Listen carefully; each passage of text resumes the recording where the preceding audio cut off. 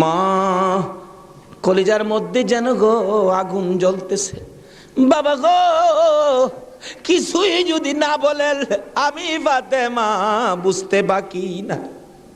ফাতেমা রে যা, আমার আদুরের নাতি দইকে লইয়া চল বাড়িতে যায়। ফাতেমা একটু পরে পরে চোখের পানি মুছে, মাবুদ আমার সন্তান বুঝি কুরবানি কবুল হয়ে গেছে। আমার আল্লাহ কই ফাতেমা রে, সন্তানের জন্য মায়ের দোয়া আমি আল্লাহ কবুল করেছি। লম্বা ঘটনা। ঈদের দিন সকালবেলা হাসাইন হুসাইন দুই ভাই বাড়ির বাহিরে দেখতেছে অনেক ছোট্ট ছেলেরা নতুন জামা পরে ঈদগায় যায়। দৌড়ায় ডাকতেছে, মা সকল ছেলেরা নতুন জামা পরে ঈদের দিন, আমরা দুই ভাইয়ের নতুন জামা কোথায়? নতুন জামা দিবেন না? ফাতেমা বলে, জামা তো তোমাদের হয় নাই, তাহলে কিন্তু আমরা গোসল করব না, ঈদগায় যাব না। ফাতেমা বলেন, বাবা তোমরা দুই ভাই গোসল করে আসো, আসলেই তোমাদের নতুন জামা দর্জি দেয়া যাবে, গোসল করতে যাও। দুইজন গোসল করে আর কয় নতুন জামা বলে দিয়ে যাবে। মা বলছে, আমরার মা তো জীবনে মিথ্যা কথা কয় না।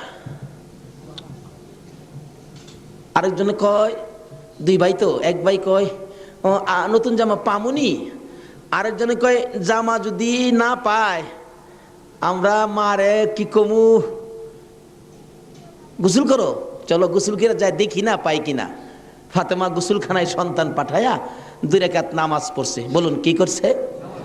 ওহানের মার আর আসেনি নামাজ নাই। এলাকায় তো হুসাইনের পাগল জন্ম হয় না, এলাকায় তো হুসাইনের রক্তের প্রতিদান দেওয়ার মানুষ দেশে হয় না। ওহানের মাদের মধ্যে এই আদর্শ নাই। ফাতেমা 2 রাকাত নামাজ পড়ে হাত বাড়াইছে, মাবুদ আমি তো বলেছি গোসলের পরে জামা পাবে, তারা যদি গোসল করে আইসা জামা না পায় তারা বলবে নবীর মেয়ে হইয়া আমরার মা মিথ্যা কথা কয়, জান্নাতি মহিলাদের সর্দারিনী হইয়া আমাদের মা মিথ্যা কথা কয়। মাবুদ গো আমার ইজ্জত রাইখো, ও মাবুদ আমার ইজ্জত রাইখো, আমার 2টা কলিজার টুকরা সন্তানের জন্য 2টা জামার ব্যবস্থা তুমি আল্লাহ করো। এ ডাক দিছে, মায়ের দোয়া তো কবুল। আল্লাহ বলেন, জিবরাইল জান্নাত থেকে 2টা সুন্দর পাঞ্জাবি হাসাইন আর হুসাইনকে দিয়ে আসো। 2টা পাঞ্জাবি নিয়ে হাসাইন হুসাইনের বাড়ির সামনে হাজির। হাসাইন হুসাইন কোথায়? তোমাদের জামা তো তৈয়ার হয়েছে। কিতাবে আসছে জামাগুলির রং ছিল একটা সবুজ আর একটা লাল। 2 ভাই দৌড়ায় আসছে, কোনটা নিবা? জিবরাইল মানুষের বেশ ধরে ডাকতেছে, কোনটা নিবা? হাসাইন বলেন, আমারে সবুজটা দেন, সবুজটা দেন। হুসাইন বলেন, আমারে লাল জামা দেন। 2জনে জামা হাতে নেয় আর বাড়ির ভিতরে রুমের ভিতরে মা ফাতেমার কলিজা দরফর শুরু করছে। মনাদাত শেষ করে বাহিরে আসেন, কেন আমার কলিজা দরপর করে? এমন সময় 2 সন্তান 2টা জামা লইয়া মায়ের সামনে হাজির। মা দেখো কত সুন্দর জামা দর্জি আমাদেরকে দিয়ে গেলেন। ফাতেমা একটা চিৎকার মারছে, সন্তানেরা রে জামা গায়ে লাগাইস না, কেন জানি আমার কলিজা দরপুর করে রে, এই জামার মধ্যে কি হাকিকত রয়ে গেছে আমার বাবার কাছে জানতে হবে। 2 জামা লইয়া 2 সন্তান লইয়া নবীজির কাছে যাইতেছে। এই পাশে জিবরাইল এসে বলে, হুজুর গো হাসাইন আর হুসাইন জামা নিয়ে আসতেছে হাকিকত জানার জন্য, আপনি বলে দিয়েন সবুজ জামা হাসাইন নিয়েছে। হাসাইন তো আপনার উম্মতের নাজাতের জন্য কুরবানি 2 ভাইয়ের বেলায় কবুল করেছে আমার আল্লাহ। হাসাইন সবুজ জামা নিয়েছে, আপনার উম্মতেরা হাসাইন কে বিষ খাওয়াইয়া সবুজ করে দুনিয়ার থেকে বিদায় করে দিবে। আপনার আদরের নাতি হুসাইনকে লাল জামা যার হাতে দেখবেন আপনি মনে করবেন কারবালার জমিনে এ হুসাইনকে বল্লম তীরের আঘাতে লাল লাল করে দিবে। আমার নবী হাসান হুসাইন কাছে আসলে অন্য সময় খুশি হতেন, আজকে দেখে দূর থেকে চোখের পানি ছেড়ে দিলেন। ফাতেমা বলেন, বাবা গো অন্যদিন খুশি হইতে আজকে কেন কান্দো বুঝতে পারতেছি না। আমার নবী বলেন, ফাতেমা রে আয় আমার হাসাইন আর হুসাইন লইয়া। 2জনকে বুকে লইয়া কান্দে, বাবু আমার উম্মতের নাজাত দিবানি। আজকে যে হাসাইনের হুসাইনের মায়া নাই, সেই নবীর মহব্বত নাই, সেই ফাতেমার জীবনী আমাদের কাছে নাই, আহলে বায়াতের চিন্তা আমরা কেউ করি না। নবীজি কুল থেকে ছেড়ে দিলেন, হাসাইন আসো তোমার জামাটা খুব সুন্দর হয়েছে। হুসাইনকে টাইনা বুকে ধরে বলেন, হুসাইন রে তোর জামাটাও খুব সুন্দর হয়েছে। জিবরিল বলেন হুজুর গো, হাসাইনকে তো বিষ পান করাইয়া জোহর খাওয়াইয়া মারবে, হুসাইনের মৌতের কথা যদি বলি আমি জিবরাইলও সইতে পারি। তো নির্মম ভাবে হুসাইনকে কারবালার জমিনে গো আপনার উম্মতেরা, হারাও মুসলমান, হারাও কি নামে না কামে? বল নামে না কামে? নামে। একটা হলো নামে মুসলমান, আরেকটা আছে কামে মুসলমান। মুসলমানের ভাগ দুইটা, একটা হলো এজিদি মুসলমান, আরেকটা হলো হুসাইনি মুসলমান। আপনারা কোন মুসলমান হবেন? আরো জোরে কোন কোন মুসলমান হবেন? এটা হলো কামের মুসলমান, আর এজিদি মুসলমান হলো নামের মুসলমান। আমার নবী মাবিয়ার ছেলে ছিলেন এজিদ। মাবিয়াকে রাসূল বলেছিলেন, মাবিয়া তুমি কিন্তু বিয়ে করো না। তাহলে বোঝা গেল বিয়ে করলে যে এই বিপদ হবে আমার রাসূল জানতেন। জানতেন কিনা? আরো জনে কোন জানতেন কিনা? ইমাম সাহেব, আপনাদের ইমাম সাহেব আগে ওয়াজ করছেন, আমার রাসূল যে জানতেন এই ঘটনা সুন্দর করে ওয়াজ করছেন। কোন কোন ভাইয়ের আছে এগুলি আবার যুক্তি তুলে ধরে, রাসূল যদি জানতেনই তাহলে উহুদের জমিনে রাসূল মাইর খাইলেন কেন? যে জানবেন মাইর খাবেন কিন্তু জান না কেন গিয়ে মাইর খাইলেন, কথাটা কিন্তু যুক্তিসঙ্গত, কি বলেন ঠিক কিনা? আমি এই ভাইকে বলবো অনেক সময় জান নাও যাইতে হয়। আজকে মনে করেন আপনার বাবার মার্কেট, আপনার বাবা মার্কেট করে দিয়ে গেছে, এটা আপনার পিতৃ সম্পত্তি। অন যদি কিছু মানুষ জোর করে যদি সম্পত্তি দখল করতে চায়, আপনার বাবার সম্পত্তি জোর করে তারা নিবে গা, আচ্ছা আপনার জান থাকবে না যাবে এই চিন্তা করবেন আপনি? এই সম্পত্তি উদ্ধার করতে যাবেন না? উদ্ধার করতে গিয়ে অনেক সময় লোক মারাও যায়, তারপরও কি এই সম্পত্তি কি ছাইরা দেয় নাকি? এই সত্য উদ্ধার করতে গিয়ে উহুদের জমিনে আমার নবী জানতেন মার খাবে, কিন্তু সত্য উদ্ধার করতে গিয়ে জান্নাও আমার নবী উহুদের জমিনে গেছে। আর যদি জান্না না যাইতো তাহলে আজকে আমরা এই সত্যের নিশান আমাদের হাতে আসতো না। জানে না কে বলছে? জান্নাও নবী সত্য উদ্ধার করতে গিয়েছে।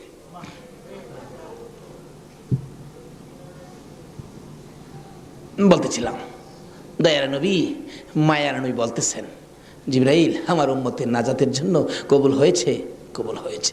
হাসাইন আর হুসাইন দুই ভাই আঞ্জায়া ধরে দুই গালে চুমায়া চুমায়া বিদায় দিয়েছে। হুসাইনকে কোনদিনই বলতেছেন, হুসাইন হুসাইন, দুই গালে চুমা দেয়, তুমি আমার আমি তোমার। তোমাকে যে কষ্ট দেয় সেজন্য আমাকে কষ্ট দেয়, আর তোমাকে যে ভালোবাসা দেয় সেজন্য আমি রাসূলকে ভালোবাসা দেয়। আজকে হুসাইনের ভালোবাসা এখানে বসা, হুসাইনের অনেক পরে আওলাদে রাসূলকে ভালোবাসা। ইতিহাস খুলে দেখুন, যেই ভালোবাসায় হযরতে জুনায়েদ বাগদাদী রহমাতুল্লাহ আল্লাহর ওলি হয়েছে। জুনায়েদের জীবনী খুললে পাওয়া যায়, জুনায়েদ ইরাকের বাদশার পালিত পালোয়ান ছিলেন। এত বড় পালোয়ান ছিলেন, বাবারে বাবা। ইরাকের বাদশাহ একদিন বলেন, জুনায়েদ এত খানা তোমাকে খাওয়াই, এত টাকা বেতন তোমাকে দেই, তুমি কত বড় পালোয়ান হইলা, তোমার শক্তি তো আমি দেখলাম না, আমাদের তো দেখা দরকার ছিল। জুনায়েদ বলেন, ঘোষণা দেন না, ইরাকের জমিনে এমন কোনো মারপোলা নাই আমাকে কুস্তির মধ্যে পরাজয় করবে, আমি বিজয়ী হব। যদি কেউ পরাজয় করতে পারে বলে দেন 10,000 টাকা পুরস্কার। একটা ঘোষণা সাধারণভাবে আমাদের দেশের হিসাবে দিলাম বুঝার জন্য। বাদশাহ পোস্টারিং করে দিলেন, আমার জুনায়েদকে কুস্তি লড়ে হারাইতে পারলে 10,000 টাকা পুরস্কার দেওয়া হবে। আর ওদিক দিয়ে এই পোস্টার দেখলেন নবীজির আওলাদ, নবীজির বংশের একটা লোক 3 দিন পর্যন্ত বাচ্চাদের মুখে খানা দিতে পারে না, গরিবী অবস্থা, হাঁটতেছে, রোজগারের তালাশে ঘুরতেছে, কোনো রোজগারের বাও হলো না, বাচ্চারা না খাইয়া 3 দিন পার হয়ে গেল। ডাকতেছেন, হাইরে পোস্টার দেখা যায় কুস্তি লইরা জিততে পারলে 10,000 পুরস্কার, আর সন্তানকে যখন খানা দিতে পারি না, আর জীবন রাইখা লাভ কি? কুস্তি লইরা জুনায়েদের সাথে জীবনটা দিয়ে ইলাই, এই মুখ আর সন্তানরে দেখাবো না। যাই বলতেছে, এখানে অফিসে কে আছে? আমি তো জুনায়েদের সাথে কুস্তি লড়বো, হাতির সাথে মশা। কই জুনাইদ আর কই? মানুষে কয়, মিয়া কুস্তি লড়তে আইছো না মরতে আইছো? জুনাইদরে দেখছো? কয় না দেখি নাই, দেখে আসো। বাবারে বাবা, কি বেটা, এই নাকি জুনাইদ? আপনি জুনাইদ? কহ, আমি তো আপনার সাথে কুস্তি লড়তে আইছি। জুনাইদকে লড়তে আইছো না মরতে আইছো? আচ্ছা যেটা মরা পরে দেখা যাইব, নাম লেখেন। নাম লেখছে, রবিবার দিন আপনাদের কর্ণফুলী মার্কেটের মাহফিল, আজকে এই দিনই ধরলাম রবিবার দিন, মাঠের মধ্যে হাজার হাজার মানুষ জুনাইদের মতো পালোয়ানকে কুস্তি লড়ে হারাবে, কুস্তি লড়বে। হ্যাঁ জানি কেমন পালোয়ান। মাঠের মধ্যে নামছে, 3 দিন পর্যন্ত খানা নাই, বাচ্চাদের চিন্তা, হাঁটতে পারে না, হাঁটলে পইরা যা। মাঠে গিয়ে নামছে, জুনাইদ তো নামছে হাতির মতো এক পুরুষ, লেফারি মাঝখানে দাঁড়ায়, কয়ে কি আইলু রে, কার সাথে কি? দর্শকেরা কয়ে আমরা কি দেখবো, সময়টাই নষ্ট করলাম, এর সাথে কি খেলবো। এবার দেখা গেল খেলা শুরু হওয়ার আগে লেফারি জিগায়, এদিকে আসেন, আপনি কি লড়তে আইছেন না মরতে আইছেন? কয়ে আপনি মাতবুরি কম করেন, আপনি লেফারির দায়িত্ব পালন করেন, লড়লে আমি লড়বো, মরলে তো আমি লড়বো, আপনার বাবার কি লো? লেফারি কয় মাপ চাই বাবা, আপনি লড়েন, খুব ভালো করে লড়েন। লড়ার আগে ডাকছে, জুনাইদ এদিকে আয়, দুইটা কথা বলবো, বলো। আমাকে চিনো? জুনাইদ বলেন, না তো, তোমাকে তো চিনি না। কয় আমি আওলাদে রাসূল। জুনাইদ, যেই নবী না হইলে রে জগতের কিছু হইতো না। আমি সেই নবীর বংশের লোক, আমি সেই আওলাদে রাসূল। জুনাইদ রে, 3টা দিন পার হয়ে যায়, সন্তানের মুখে খানা দিতে পারি না, অসহ্য হইয়া জীবন দিতে আসছি রে জুনাইদ, তুই পারবি নি আজকে আওলাদে রাসূলের মুখে হাসি ফুটাইতে, আজকের এই ময়দানে রাসূলের বংশের কাছে পরাজয় বরণ করতে? জুনাইদ বলেন, ওই লোকটাই আমার সাথে কথা বলে সামনে দাঁড়াইয়া, আমি শুনি পিছন দিয়ে আমার নবী মদিনার থেকে ডাকে, জুনাইদ রে, পারবি নি রে আমি আওলাদে রাসূলের মুখে হাসি ফুটাইতে? এবার জুনাইদ 2টা চোখের পানি জর্জর করে ছেড়ে দিলেন। লেফারি সাহেব, বাঁশি বাজাও খো, জীবনের খেলা হবে। বাঁশি বাজাইলেন, খেলা শুরু হলো। আওলাদে রাসূল জুনাইদের গায়ে আঙ্গুলটা লাগাইলে জুনাইদ চিত হয়ে জমিনে পড়ে গেছে। লোকেরা বলেন, মানি না, আবার লাগাও। আবার লাগাইলে, আঙ্গুল লাগাইলে জমিনে পড়ে গেছে। লোকেরা বলেন, মানি না, আবার লাগাও, বুঝে আসে না। আমার নবী বলেন, জুনাইদ রে, এই খেলা কি? পাগল ছিল আবু বকর, প্রেম দরিয়াই দিল সাঁতার। পাগল ছিল আবু, আর প্রেম দরিয়াই দিলেন সাঁতার। হাসর মিজান পারি দিবে সেই প্রেমের বলে, হাসর মিজান পারি দিবে সেই প্রেমের বলে। নবীর প্রেমের পাগল যারা প্রেম খেলা খেলে, এই রে নবীর প্রেমের বান্দেছিলাম আওলাদে রাসূলের প্রেম আর ভালোবাসায় জুনাইদ খেলার মাঠে জীবন দিয়ে দিলেন, হাইরা গেলেন। জীবনের সকল মান সম্মান বিলীন করে দিয়ে আওলাদে রাসূলের মান বাড়াইয়া দিলেন। লোকেরা বলেন, জুনাইদ গো, এ বাদশার দরবারে আর যাইও না, মজার খানা আর পাইবা না, মোটা অঙ্কের বেতন তোমাকে আর দেওয়া হবে না, এ বাদশার কাছে আর যাইতে পারবা না। জুনাইদ মাথাটা নিচে দিয়ে 2টা চোখের পানি ছেড়ে ছেড়ে ডাকে, রে মাঠের ময়দানের লোকেরা, আমি এই বাদশার দরবারে আর যাইতে চাই না, আমি দুজাহানের বাদশার দরবারে রওনা হয়েছি। জুনাইদ 2টা চোখের পানি ছেড়ে ছেড়ে বাড়ির ভিতরে ঢুকলেন। লোকেরা জিগায়, জুনাইদ গো, এইভাবে কেন কান্দো, বুঝতে পারতেছি না।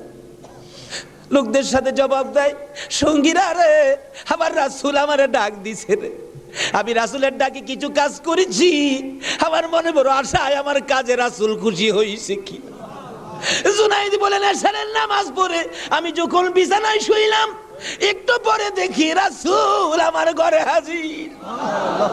আমার মাথায় হাত বুলাইয়া ডাকে, জুনাইদ রে, নিজের সব বিলীন করে দিলে, আমি নবীর ভালোবাসায়, আমার আওলাদের ভালোবাসায় এত সব শেষ করে দিলে রে জুনাইদ, আমি সইতে পারি না।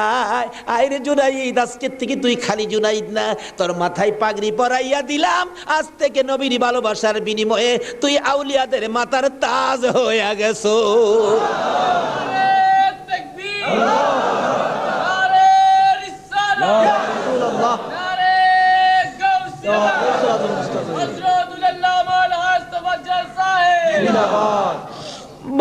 বলতেছিলাম, আওলাদে রাসূলের ভালোবাসায় যদি পালোয়ান আল্লাহর ওলি হয়ে যায়, আর যেই নবীকে বলেছেন, যেই নবী ঘোষণা দিয়েছেন, হুসাইন তুমি আমার, আমি তোমার, তোমাকে যে কষ্ট দেয় সে যেন আমাকে কষ্ট দেয়, তোমাকে যে ভালোবাসবে সে যেন আমাকে ভালোবাসলো। বলুন আজকে যারা হুসাইনের ভালোবাসায় বসে আছেন গো, বলুন আমার নবী ভালোবাসা দিবে কিনা? আমার নবী যাকে ভালোবাসে আল্লাহ তাকে ভালোবাসবে কিনা বলুন তো? কষ্ট হইতেছে ভাই? কারবালায় যাচ্ছি, আর আধা ঘন্টা সময় দেবেন? মাশাআল্লাহ, আল্লাহ কবুল করো সকলে। বললাম লম্বা ঘটনা, কারবালার ওয়াজ 1 বছর করে শেষ করা যাবে না। আমি সংক্ষেপ করে মেন কথাগুলো আপনাদের সামনে তুলে ধরতেছি। এবার আমার নবী বলেন, ফাতেমা রে, ফাতেমা, আমার 2 নাতিকে নিয়ে তুমি ঘরের ভিতরে যাও। আমার কেন জানি কলিজায় আগুন জ্বলছে, আমি হাসাইন হুসাইনকে দেখলে আমার সহ্য হয় না। হাসাইন হুসাইনকে নিয়ে যখন চলে যায়, আমার নবী কাঁদে। জিবরাইল পাশে দাঁড়াইয়া বলেন, হুজুর গো কেন কাঁদেন? ও জিবরাইল, আমার 2 নাতি উম্মতের জন্য কুরবানি। হুসাইনের ঘটনায় আমার মন মানে না রে। হুসাইন কারবালার জমিন, এই জমিনটা কই রে জিবরাইল? হে জমিনটা জানি কেমন রে, আমার হুসাইন কোন জায়গাটাই জানি গড়াগড়ি করে কাঁদবে। সঙ্গে সঙ্গে জিবরাইল 1 মুষ্টি মাটি নিয়ে দিলেন। হুজুর দেখেন তো, এই মাটিটা নাকে লাগাইয়া দেখেন কিসের গন্ধ করে।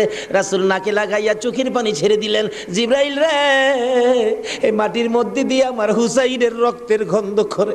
হুজুর, এই মাটি হইল কারবালার মাটি। লম্বা ঘটনা, মাটিগুলো নিয়ে ভাবতেছেন কি করব। জিবরাইল বলেন, হুজুর কারবালা পর্যন্ত যার হায়াত থাকবে তার কাছে মাটিগুলো রেখে দেন, একটা কাচের বয়ামের মধ্যে যেন রেখে দেয়। যেদিন দেখবে মাটি লাল হয়ে গেছে গো, এদিন মনে করব হুসাইন কারবালায় শহীদ হয়ে গেছে। কারবালা পর্যন্ত যার হায়াত থাকবে তার কাছে দেন। আমার নবী কার হায়াত থাকবে জানে কিনা কন?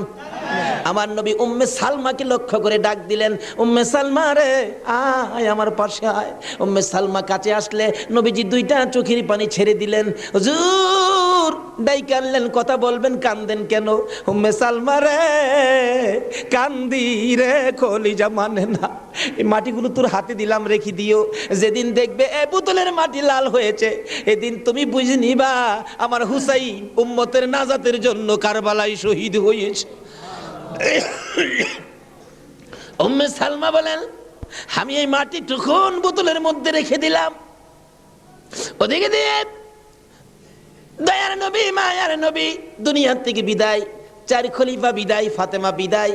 এইভাবে আস্তে আস্তে আমিরে মাবিয়ার হাতে মদিনার শাসক ক্ষমতা। আমিরে মাবিয়া রাষ্ট্রের প্রধান, বুড়া হয়ে গেছে তো। এজিদ, রাসূল বলছিলেন মাবিয়ারে তুই বিয়ে করিস না, কিন্তু মাবিয়ার এমন এক রোগ হইল, লোকেরা পরামর্শ দিল কবিরাজরা বিয়ে করলে ভালো হয়ে যাবে, কিন্তু রাসূল নিষেধ দিছিলেন বিয়ে করিস না। কিন্তু রাসূল তো জানতেন, কি বলেন, জানতেন কিনা, বিয়ে করিস না, কিন্তু বিয়ে করলেন। জন্ম হলো এজিদ। একটু বুড়া হয়েছে বাবা, এজিদ চক্রান্ত করতেছেন, বাবার ক্ষমতাটা আমার নেওয়া দরকার। কিন্তু এজিদ নবীর কথা মতো, নবীর প্রেম, নবীর ভালোবাসা এজিদের কাছে কখনো ছিল না। লোকেরা বলেন না, এইরকম একটা লোকের কথা আমরা মানতে পারি না, হাসাইনই তো আছে, আমরা হাসাইনকে মানবো। নবীজি ভবিষ্যৎবাণী করে দিয়ে গেছিলেন, আমি দুনিয়ার থেকে বিদায়ের 30 বছর পর হাসাইন ক্ষমতায় আসবে, হাসাইনকে মানুষ ভালোবাসবে, কিন্তু এজিদ হাসাইনকে থাকতে দিবে না। যাই হোক, লম্বা ঘটনা। এজিদ কয় হাসাইনকে কিভাবে শেষ করা যায়, 2জনই পথের কাটা, একজন হাসাইন একজন হুসাইন, 2জনকে শেষ করতে পারলেই তো আমার সুবিধাজনক পরিবেশ হয়ে যাবে। কি করব, কি করা যায়?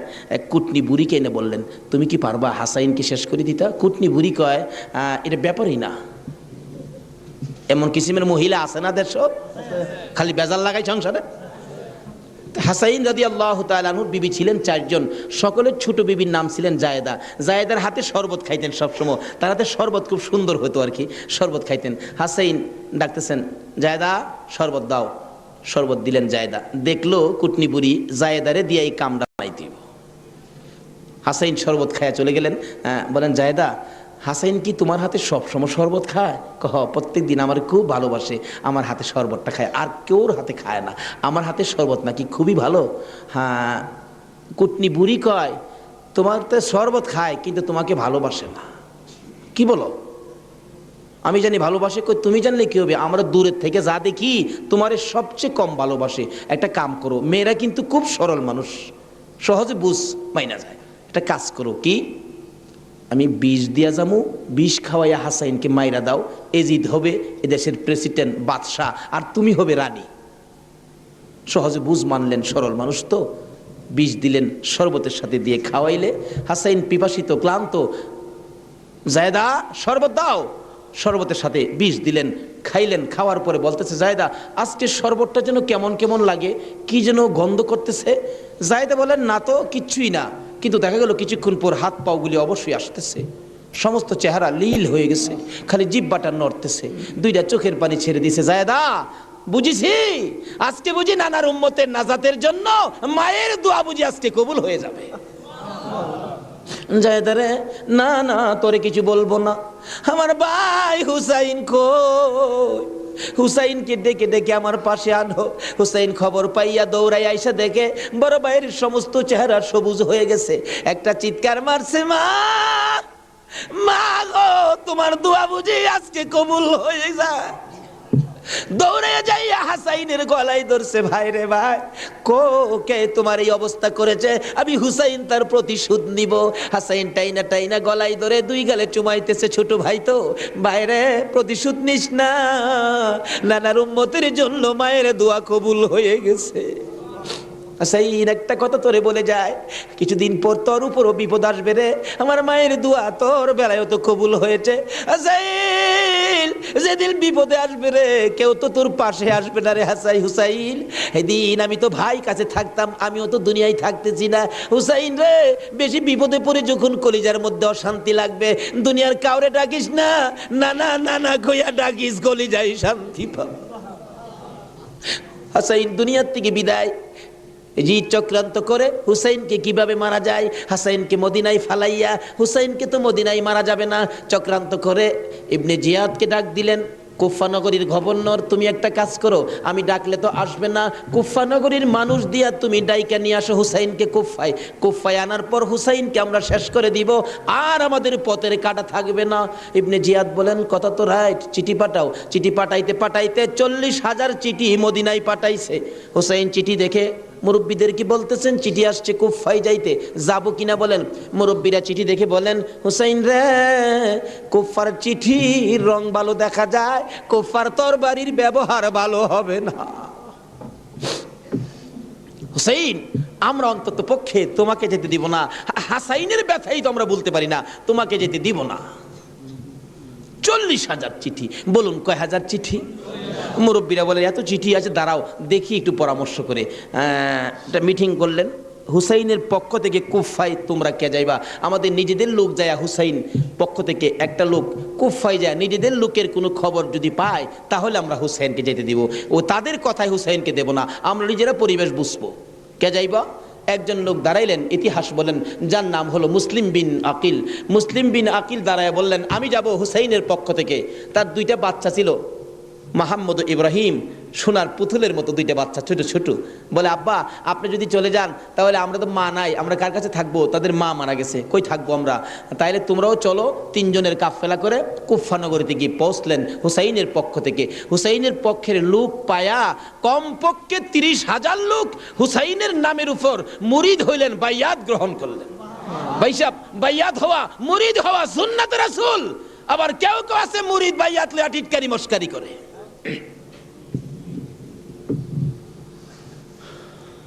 বুঝে না ভাইসাব, পীরের কাছে মুরিদ হবেন, কত মজার খেলা যে খেলে, আল্লাহর ওলির আল্লাহর সাথে কত খেলা যে খেলে। আল্লাহ কয় এই তানো ফতুয়া লাগাইস না, মাসলা লাগাইস না, এটা আমার খাস বান্দা, খাস জাগাত কোনো দলিল লাগে না, জোরে জোরে খান সোহান।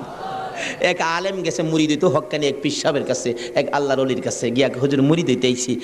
আলেম কইতেছে, বাবা মুরিদ যে হইতে আইছো, মুরিদ হইলে তো পীরের কথা মানুন লাগে। হুজুর পীরের কথা তো মানতে হবে, মানবো, তাহলে শোনো, আজকে তুমি এশারের নামাজটা পড়তে পারবা না।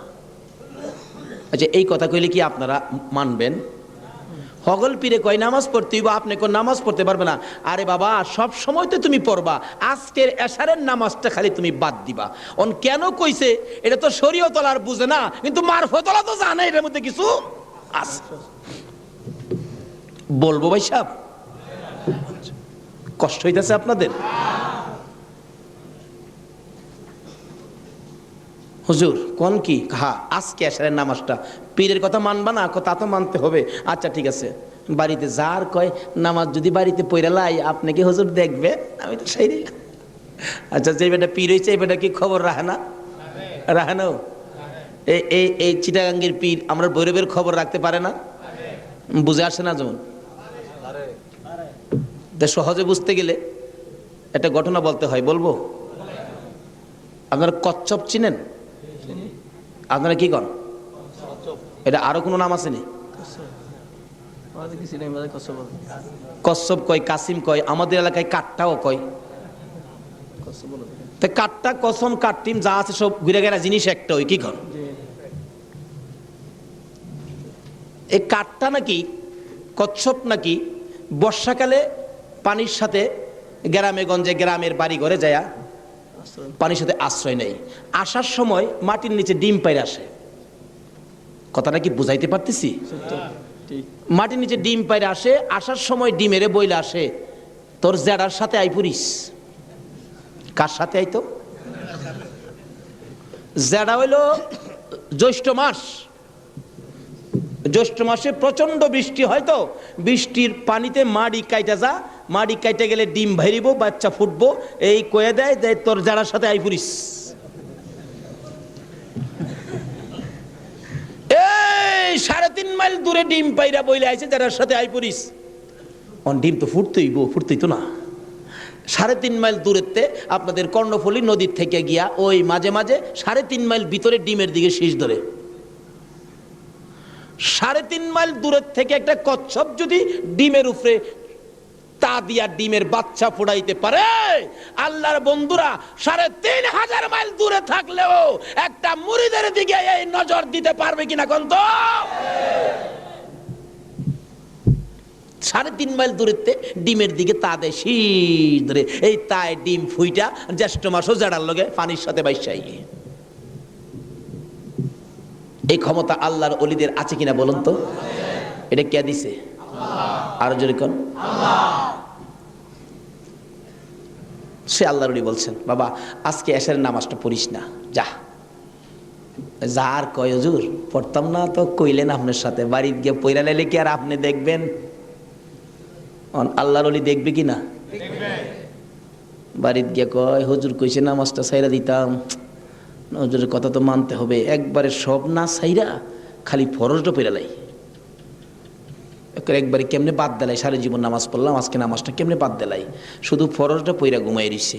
রাত্রে নবীজি আইসা ডাকতেছে, কিরে আজকে এই আমার সুন্নত ছাইরা দিলি? পীরের কথা হই না, কি করলাম, আফসোস। অথচ কোন খেলা খেলাইছে এটা গেলাম, হ্যাঁ ওহনো বুঝছে না।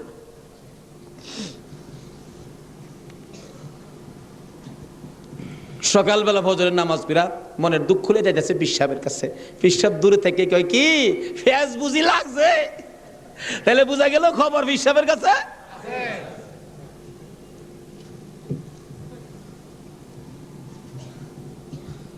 হুজুর আর কথা কইেন না, আপনি না করছেন নামাজ পড়তাম, কত তুই বেটা নামাজ পড়ছস কে? আরে কই কি আমি নামাজ পড়ছি না পড়ছি আপনি জানেন কেমনে? বেটা খালি সুন্নতটা বাদ দিছস, তোর খেয়াল নাই ফরজটা যে পড়ছস আমি কি জানি না মনে করছস? হুজুর মাইরে লাইছে। হুজুর কি ফেস হয়েছে জানেন কি? আমি খালি আপনি তো কইছেন নামাজ পড়িস না, একবারে কেমনে বাদ দেয়, আমি ফরজটা পড়ে ঘুমাই রয়েছি, সুন্নতটা পড়ি নাই, এই জন্য রাত্রে আইসে হুজুর আমারে ডাকতেছে নবীজি, কি রে আজকে আমার সুন্নত বাদ দিলাইলি? হুজুর এই সর্বনষ্ট হইছে। নবীজি এসে ডাকতেছে, আল্লাহর ওলি কই বেটা এইটার লেগি তো কইছিলাম, আজকে যদি ফরজটা সহ ছাইরা দিতে, আজকের নামাজটা খালি ছাইরা দিতে, সুন্নতটা বাদ দিও না, নবীজি আইসা তোরে ডাকতেছে, যদি ফরজটাও বাদ দিতে আমার কথায় আমার আল্লাহ আয়া তোরে ডাকলো। ভাই সাহেব এটা বুঝতে গেলে শরীয়তের মাদ্রাসার পরে মারিফতের মাদ্রাসায় ভর্তি হতে হবে। জানি চট্টগ্রামটা পীর মাসের দিক দিয়া বাংলাদেশের মধ্যে আপনারা উপরে আছেন, এই জন্য আমরা আপনাদেরকে শ্রদ্ধা করি। আল্লাহ হায়াত দেখ সকলকে, সকলে বলুন আমিন। যাই হোক ওইদিকে আমার আলোচনা না, আমার আলোচনা হলো কারবালা। যাই হোক কারবালার দিকে পৌঁছে গেছি, আধা ঘন্টা সময় দিতে রাজি আছেন না আপনারা? আসুন হাইরে কারবালা, যাচ্ছি এবার কারবালা। এবার চিঠি পাইলেন কয় হাজার? মুসলিম বিন আকিল চলে গেলেন, 30,000 লোক মুরিদ হলেন, বাইয়াত গ্রহণ করলেন। খালি কয় মুসলিম বিন আকিল হুসাইনকে কুফায় আনেন না, আমরা হুসাইনকে দেখতাম। তো কুফা নগরী বড় মসজিদে বসে মুসলিম বিন আকিল চিঠি লিখলেন, হুসাইন আর কোনো ভয় নাই, এখানে পরিবেশ আপনার জন্য পাগল, আসলেও পাগল, কিন্তু খারাপ তো খালি এজিদের বংশ। চিঠি পাওয়া মাত্র আপনি চলে আসেন। চিঠি গিয়ে পৌঁছে মহরমের 1 তারিখ। হুসাইন 6 মাসের শিশু আলী আসগর সহ মেয়ে পুরুষ মিলে 72 জনের কাফেলা নিয়ে রওনা হলেন কুফার দিকে, যেহেতু চিঠি পাইছে মুসলিম বিন আকিলের হাতে। ওদিক দিয়ে যেই চিঠি পাঠাইছে শুনছে ইবনে জিয়াদ এজিদের পক্ষের লোক আইসা সবাইকে সরিয়ে দিয়ে, লম্বা ঘটনা, মুসলিম বিন আকিলকে মসজিদের বারিন্দার মধ্যে ফালাইয়া গলায় ছুরি চালাইয়া জব করে দিলেন। মুসলিম বিন আকিলের 2টা ছোট্ট ছোট্ট বাচ্চা ছিলেন, মোহাম্মদ ও ইব্রাহিম। 2টা বাচ্চা 12 বছর 13 বছর, সোনার পুতুল। খবর পাইলেন বাবাকে জব করে দিয়েছে, দৌড়াইয়া পালাই রে জঙ্গলায় যায় লুকায়। 2 ভাই পরামর্শ করে, আমরা 2 ভাইকে যদি ধরতে পারে রে আমাদেরকেও জব করে ফেলবে, বাচ্চা মানুষ। এদিক দিয়ে ঘোষণা হলো মোহাম্মদ ইব্রাহিম মুসলিম বিন আকিলের 2টা সন্তান যদি মদিনায় চলে যায়, খবর দিবে হুসাইন তো আসবে না, 2টা ছেলেকে যে ধরে দিতে পারো 10,000 টাকা পুরস্কার। আমাদের হিসাব বললাম, লোকেরা তরবারি লইয়া ঘুরতেছে মোহাম্মদ ইব্রাহিমের তালাশে। ওই 2টা বাচ্চা পূর্ণিমার চাঁদের মতো চেহারা, সারাদিন লুকাইয়া থাকে, রাত্র হলে মরুভূমির পথ দিয়ে দৌড়ে আর কান্দে আর ডাকে, মদিনার পাখিরা রে আয়, মদিনার খবর, একটা খবর নিয়ে যা, কুফা নগরীর অবস্থা ভালো না, আমাদের বাবা মুসলিম বিন আকিলকে কুরবানি করে দিয়েছে, আমরা 2 ভাইকে খুঁজতেছে, রাস্তা পাই না, কোথায় যাব, হুসাইন যেন কুফায় না আসে, খবর নিয়ে যা। এভাবে 1 দিন 1 রাত, 2 দিন 2 রাত, 3 দিন পার হইয়া 3 রাত্রের বেলা 2টা ভাই একটা খেজুরের বাগানের মধ্যে বসেছিল, রাত্রে দৌড়াবে মদিনায় যাবে, কিন্তু পেটের খিদা, পানির পিপাসা, আর হাঁটতে পারে না। ছোট ভাইটা বড় ভাইয়ের গলায় ধরে কাঁদতেছে, ভাই কলিজা শুকাইয়া গেছে রে, একটা কাজ সামনে যাইতে পারবো না। 2 জন গলাগুলি করে খেজুরের বাগানের মাঝখানে ঘুমিয়ে গেছে। এই খেজুরের বাগানের মালিকের নাম ছিল হারেস। হারেস নিজে ও তরবারি লইয়া ঘুরতেছে। সকালবেলা হারেসের বিবি যাই বাগান দেখবে, যাইয়া দেখে বাগানের মাঝখানে সাপ বিচ্ছুর ভয় থাকে, কিন্তু এই বয়ের মাঝখানে 2টা পূর্ণিমার চাঁদের মতো সন্তান ঘুমাইয়া রইছে।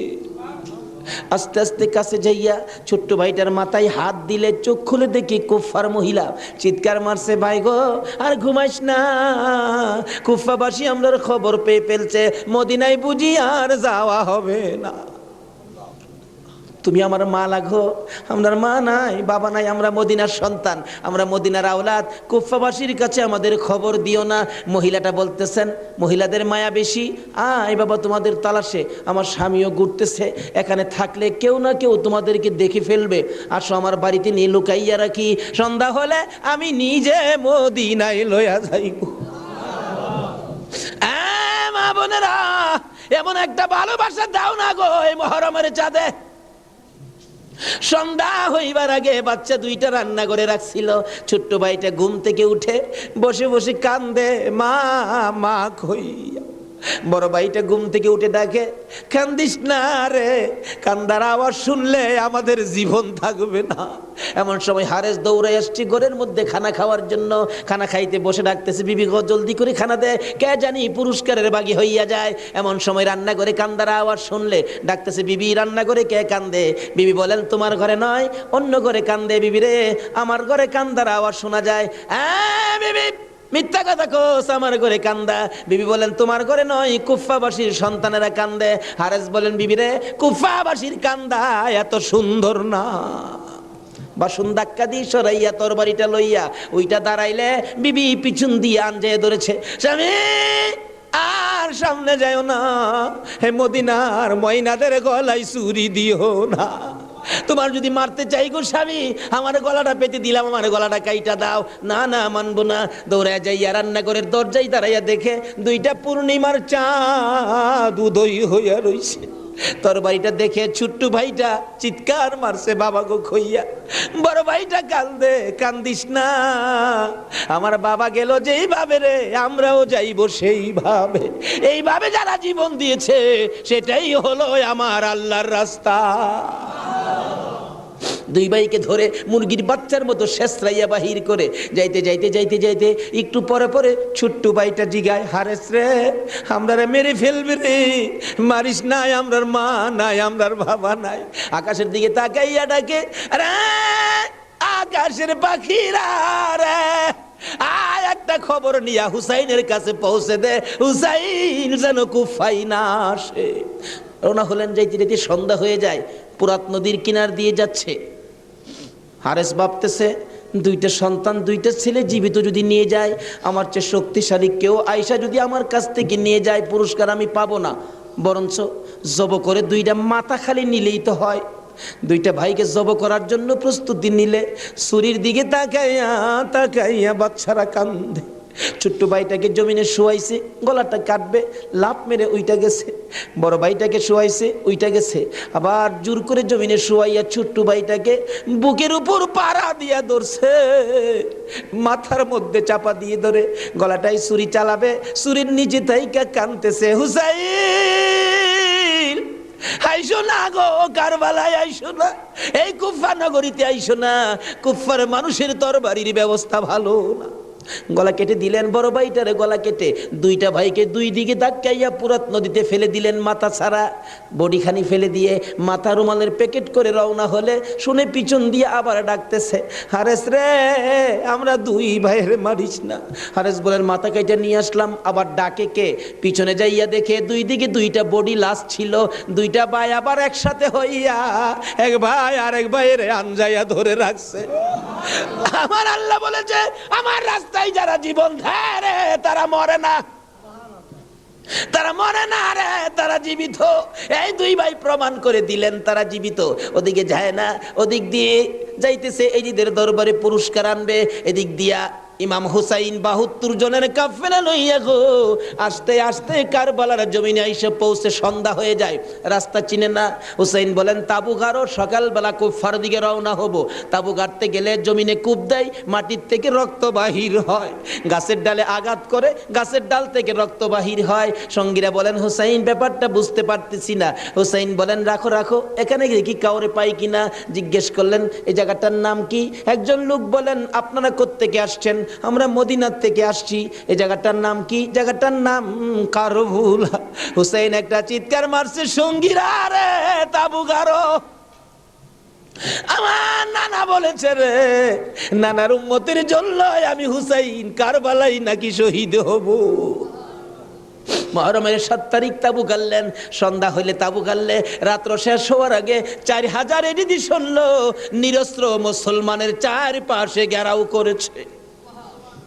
আজকে সেই নিরস্ত্র মুসলমানের উপর ইরাকের জমিনে বলুন তো আক্রমণ হচ্ছে কিনা? সকালবেলা ডাকে, হুসাইন যুদ্ধ করো। হুসাইন বলেন, আমি তো যুদ্ধ করতে আসি নাই, বেড়াইতে আসছি। যেতে দেখো চিঠি পাই আসছি বেড়াইতে, কোনো কথা মানবো না, যুদ্ধ করো।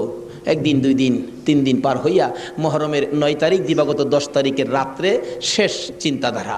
হুসাইন তাবুর বাতিরা জ্বালায় বলতেছেন, তোমরা কথা শোনো। কি? এখানে অবস্থা ভালো দেখা যায় না, যুদ্ধ করার তো কিছু নাই, তোমরা আমার একটা কথা শোনো। কি? বাতিটা নিবাই দিলেন। নিবাই দিয়া বলতেছেন, যে যেদিক দিয়া পারো কারবালা ছাইরা তোমার নিজেদের জান বাঁচাও, কিন্তু হুসাইন কারবালায় শহীদ নানার উম্মতের নাজাতের জন্য। সারা রাত কান্নাকাটি। পারবা? 9 তারিখ দিবাগত রাত্রে টিভির বার্তাটা বন্ধ রাখতে, রেডিওর চাবিটা বন্ধ রাখতে। হুসাইন কারবালায় সমস্ত লোকদেরকে ৭২ জনের কাফেলা নিয়ে কান্দে, আর আমরা সেই তারিখে টিভি চালাই। কিসের মহব্বত আর কিসের মায়া আর কিসের নামাজ তুমি পড়েছো?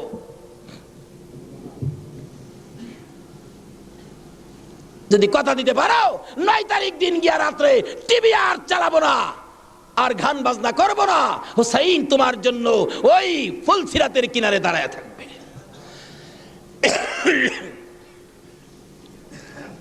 সকাল হয়ে যায়, ফজরের আজান দিলে নামাজ পড়ে। নামাজ পড়লেন, এত বিপদ তারপরও হুসাইন নামাজ ছাড়ে না, পড়ে। তাহলে বোঝা গেল এই নামাজ ছাড়া গেলে হুসাইনকে পাবো না। নামাজ পড়ে কোরআন শরীফ পড়তে বসছেন, এমন সময় সাহার বানু এই 6 মাসের বাচ্চাটা নিয়ে ডাকতেছেন, স্বামী স্বামী গো, 3 দিন পর্যন্ত খানা পিনা কিচ্ছু নাই তাবুতে, এই মরুভূমির গরমের তাপে বাচ্চাটার কলিজা পর্যন্ত শুকায় গেছে, দেখো জিহ্বাটা নাড়াইতে পারতেছে না, 6 মাস কথা বলতে পারে না, তো একটু পানি যদি খাওয়াইতে পারো মনে হয় বাচ্চাটা বেঁচে যাবে, না হয়তো বাচ্চাটা মরে যাবে। হুসাইনকে দাও দাও দাও, কোলে নিয়ে কাঁদতেছে আর ডাকতেছে, এই যদি সৈন্যরা রে, এরকম বাচ্চা তো তোদেরও আছে, দুষ করলে আমরা করছি, এই তো কোনো দুষ করে নাই, একটু পানি বাচ্চাটারে দে, আমার নানা না হইলে কিচ্ছুই হইতো না, এই পানি হইতো না, আজকে আমার নানার আওলাদ মারা যাবে পানির জন্য, একটু পানি দে, অনুরোধ তোদের কাছে একটু পানি বাচ্চাটারে দে, আমাদেরকে দরকার নাই, বাচ্চাটারে দে। এভাবে ডাকতেছে আর যাইতেছে। দূর থেকে একটা এদিকে সৈন্য হুসাইনের দিকে লক্ষ্য করে তীর মারলেন। তীর আইসা হুসাইনের গায়ে তো লাগলো না, হুসাইনের কুলে 6 মাসের শিশুর কলিজাটার মাঝখান দিয়ে তীর ঢুকে গেছে। আলী আসগর বাবার মুখের দিকে তাকাইয়া জিহ্বাটা বাহির করে দিছে, দুইটা চোখ উল্টাইয়া চোখের পানি ছেড়ে ছেড়ে বুঝাইতেছে, বাবা গো মায়ের কাছে বলে দিও আর জীবনে পানি চাইতাম না। হুসাইন বলেন, টান দিয়ে তীরটা যখন খুলে ফেললাম, তীরের আগার মধ্যে আমার বাবার কলিজা সিরা আইসা পড়ছে। মৃত শিশু কুলে লইয়া তাবুর পাশে যাইয়া লম্বা ঘটনা ডাকতেছে, ও শাহার বানু কোথায়? কেন? এই যে নাও তোমার ছেলেরে পানি খাওয়াইছি। বেরিয়া দেখে মা দুকিনি বাবার জিহ্বা বাহির হইয়া রইছে, চোখ দুইটা উল্টা লইছে, বুকের মধ্যে রক্ত দেখা যায়, চিৎকার মারছে, মাবুদ আমার বাবা কুল পানি খাইছে গো। এই জমিনে যে নবীর জন্য সব বানাইছো, সেই নবীর উম্মত পানি পায় না, তীর খায়া মরে আর কলিজা মানে না। এইভাবে কাঁদতেছিলেন। মুহররমের 10 তারিখ সকালবেলা আলী আকবর 18 বছরের পালোয়ান দৌড়াই আসছেন। মা কেন কান্দো? দেখাইলেন, দেখো তোমার 6 মাসের ছোট্ট ভাইয়ের অবস্থা। আলী আকবর দেখে আর সহ্য করতে পারে না, রক্ত হাতে নিয়ে বলতেছেন, মাবুদ গো এ রক্ত ছুঁয়ে কসম খাইলাম এর দি সৈন্যরে ছাড়বো না। যুদ্ধ শুরু হয়ে যায় মুহররমের 10 তারিখ। আলী আকবর যুদ্ধ করতে করতে পিপাসিত ক্লান্ত হইয়া তাবুতে ফিরে এসে ডাকতেছেন, মা মা এক গ্লাস পানি যদি খাওয়াইতে পারো, কথা দিলাম সমস্ত কারবালার সৈন্য, এই দিদি সৈন্য ওদেরকে আমি খতম করে ফেলবো। মা চোখের পানি ছেড়ে ছেড়ে বলেন, আলী আকবর রে, পানি যদি থাকতো তোর ভাই কি তীর খায়া মরতো? নাই রে বাবা, পানি নাই, পানি নাই। মায়ের পায়ে সালাম করলেন আর চোখের পানি ছেড়ে দিলেন। মা মা গো বিদায় দাও গো, দেখা হবে হাসরের ময়দানে। যাইতে যাইতে যাইতে যাইতে একটু যাই আবার ফিরে ফিরে চাই, মা বিদায় দাও, দেখা হবে হাসরের ময়দানে। মা দুইটা হাত বাড়ায়া ডাকে, আর ফিরে ফিরে চাইস না রে বাবা, আর ফিরে চাইস না, সহ্য হয় না। যুদ্ধ করতে করতে আলী আকবর শহীদ। এইভাবে পুরুষ যারা ছিল সব শহীদ, শুধুমাত্র বাকি জয়নাল আবদিন বিমারি আর ইমাম হুসাইন। হুসাইন তরবারিটা নিয়ে পোশাক পরে তৈয়ার হলেন। জয়নাল আবদিন দাঁড়াইতে পারে না, পড়ে যায়, তারপরেও ডাকে, হুসাইন গো তুমি যাইও না, আমি জয়নাল যাব। বিমারি উঠতে পারে না, তবু হুসাইনের পক্ষে যাইতে চায়, আর আমরা শক্তিশালী হইয়াও হুসাইনের পক্ষে যাইতে চায় না। এবার বলতেছেন, জয়নাল রে তুমি যাইও না, তুমি যদি যুদ্ধের ময়দানে শহীদ হয়ে যাও, নবীর বংশের বাতি টুকুন কে জ্বালাবে? হুসাইন যুদ্ধে চলে যায়। লম্বা ঘটনা সংক্ষেপ করে দিলাম। মুহররমের 10 তারিখ যুদ্ধ করতে করতে তীরের আঘাত, বল্লমের আঘাত লাগে, আর রক্ত জর্জর করে পড়ে, রক্তে জামা ভিজে যায়, গোড়ার পিঠ পর্যন্ত লাল হয়ে যায়। আরে রক্তে লালে লাল হইল কারবালার ময়দান, বলুন রক্তে লালে লাল হইল। শহীদ হলো ইমাম হুসেন নবীর জানের জান, শহীদ হলো ইমাম হুসেন নবীর জানের জান, রক্তে লালে লাল হইল কারবালার ময়দান। হায়রে রক্তে লালে লাল হই এজিদ সেনা সীমার এসে হুসাইনের বুকে বসে, এজিদ সেনা সীমার এসে হুসাইনের বুকে বসে, ছুরি দিয়ে কাটে গলা বাঁচে না আর প্রাণ, ছুরি দিয়ে কাটে গলা বাঁচে না আর প্রাণ, রক্তে লালে লাল হইল কারবালার ময়দান। হায়রে রক্তে লালে লাল হইল। দুধের শিশু আলিয়াস গরে পানি চাইলো মায়ের দ্বারে, দুধের শিশু আলিয়াস গরে পানি চাইলো মায়ের দ্বারে, পানি পানি বলে সে যে দিয়ে গেল প্রাণ, পানি পানি বলে সে যে দিয়ে গেল প্রাণ, রক্তে লালে লাল হইল কারবালার ময়দান। হায়রে রক্তে লালে লাল হইল। শহীদ হলো ইমাম হুসেন নবীর জানের জান, শহীদ হলো ইমাম হুসেন নবীর জানের জান, রক্তে লালে লাল হইল কারবালার ময়দান। হায়রে রক্তে লালে লাল হই। বলতে বলেছিলাম হুসাইন সমস্ত শরীর থেকে রক্ত ঝরে ঝরে দুর্বল হয়ে যায়, পানির পিপাসিত ক্লান্ত হইয়া গোড়ার থেকে নেমে যায়, পুরাত নদীর পুনার কিনারে যাইয়া একটু পানি হাতে নেয় খাওয়ার জন্য, হাতে নেয় পানি হয়ে যায় রক্ত। হুসাইন কান্দে, মাবুদ গো, আমার নানা না হইলে কিছু হইতো না, আমার নানা না হইলে জগতের কিছু হতো না, পানিও হতো না। আজকে নানার বংশ, নানার আওলাদ পানি পায় না, আমি হুসাইন পানি খাবো না। এবার দৌড়া যাইয়া আবার চাইলেন গুড়ার উপরে উঠবো, যুদ্ধ করবে। হুসাইন গুড়ার উপরে উঠতে চায়, শরীর দুর্বল, গুড়ার উপরে উঠতে পারে না, বারবার চেষ্টা করে উঠতে পারে না। অবশেষে গুড়ার উপরে পিঠটার মধ্যে হাতটা দিয়ে মাথাটা ফালাইয়া কাঁদতেছে, বাবু আমার নানার উম্মতের জন্য মায়ের দোয়া বুঝি কবুল হইয়া গেছে। বহু চেষ্টা করলেন, গুড়ার পিঠের উপরে আর উঠতে পারে না। দৌড়া এসে সীমার ধাক্কা দিয়ে জমিনে ফালাইয়া বুকের উপর চড়ে বসছে। হুসাইন বলেন, সীমার রে, আমার নানা বলেছে রে কারবালায় শহীদ হব, আমার নানার উম্মতের মুক্তি পাবো। সীমার, আজকে জুমার দিন আমারে 2 রাকাত জুমার নামাজ পড়ার সুযোগ দে। ও নবীর উম্মতেরা, নবীর আশেকেরা, হুসাইনের আশেকেরা গো, এই 2 রাকাত নামাজ জুমার নামাজ ছাইরো না, আমার নবীর শাফায়াত নসিব হবে না। রক্তে লাল হইয়া যদি হুসাইন 2 রাকাত জুমার নামাজ পড়তে পারে গো, আজকাল থেকে কথা দিতে হবে, জীবনে কোনো দিন জুমার নামাজ ছাড়তে পারবা না। জুমার নামাজ আদায় করতে সময়টুকুন দিলে নামাজ শুরু করে দিলেন। রুকু সিজদার কাজ শেষ করে তাশাহুদে বসে সালাম ফিরানের আগ পর্যন্ত কাছাকাছি বসে বসে এই যদি সৈন্যরা নামাজের ভিতরে প্রত্যক্ষদর্শীরা বলেন, এক একটা করে তীর মারে হুসাইনের গায়ে। ডান দিক দিয়ে যদি তীরটা মারতো, বাম দিক দিয়া বেরিয়ে যাইতো, সামনে দিয়া মারলে পিছন দিয়া বেরিয়ে যায়, এই কিসিমের তীর গো। নামাজের ভিতরে 72টা তীর লাগাইছে। হুসাইন সালামটা ফিরাইয়া নানা গো কইয়া কালতে কালতে জমিনে গড়াগড়ি সরি করে দিলে। নিষ্ঠুর পাষাণ এই দিদি শূন্যের সীমার গলা কাইটা মাথা আলাদা করে নিয়ে গেছে। হুসাইন শহীদ হয়ে যায়। ওদিকে দিয়ে ডাকতেছে। মুহররমের 10 তারিখ সন্ধ্যা যখন হয়ে গেল, উম্মে সালমা বলেন, আমি মাগরিবের পর থেকে শুনতেছি নবীর রওজার চারপাশে কে যেন হাউ মাউ করে কাঁদতেছে। মনে বড় অশান্তি, কিসের কান্দার আওয়াজ। দৌড়ায় যাইলাম, যাইয়া দেখি কোনো মানুষ দেখি না, কে যেন কান্দে। এসারের নামাজ পড়ে আমি উম্মে সালমা ঘুমের ঘরে ঘুমিয়ে গেলাম। এমন সময় দেখি আল্লাহর বন্ধু কাঁদতে কাঁদতে কোত্থেকে যেন আসতেছে। কাছাকাছি আসার পরে দেখি আবার রাসূলের গায়ে রক্ত মাখা মাটি দেখা যায়। উম্মে সালমা বলেন, হুজুর কেন কান্দেন রক্ত মাখা মাটি শরীরে লইয়া? আমার নবী বলেন, উম্মে সালমা রে, বোতলের মাটির দিকে তাকাইয়া দেখ, বোতলের মাটির অবস্থাগুলো দেখ। উম্মে সালমা বলেন, তাকাইয়া দেখি বোতলের মাটি লাল হয়ে গেছে। আবার রাসূল বলেন, উম্মে সালমা রে, আমার হুসাইন কারবালায় নাই রে, কারবালায় না।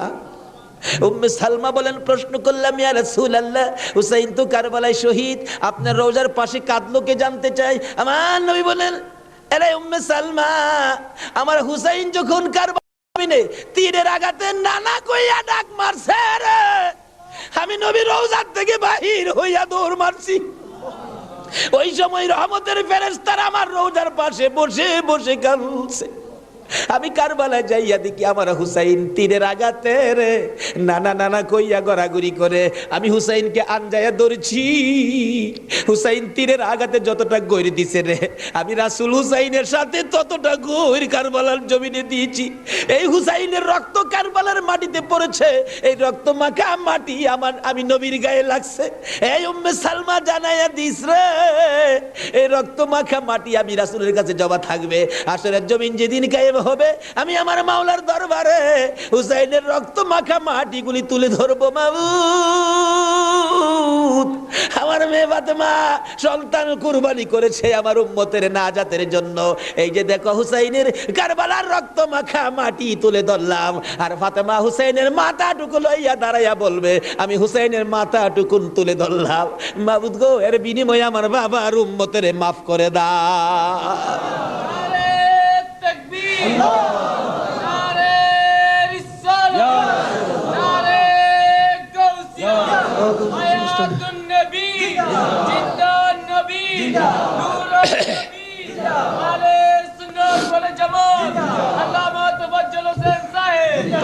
ভাই সাহেব, এই যদি হয় হুসাইনের রক্ত আমাদের নাজাত, এই যদি হয় ফাতেমার সন্তান কুরবানি করে আমাদের জন্য, রাসূল যদি এত কষ্ট করে আমাদের জন্য, এই আহলে বায়েতের মহব্বত আমাদের কাছে থাকা দরকার আছে কিনা বলুন তো?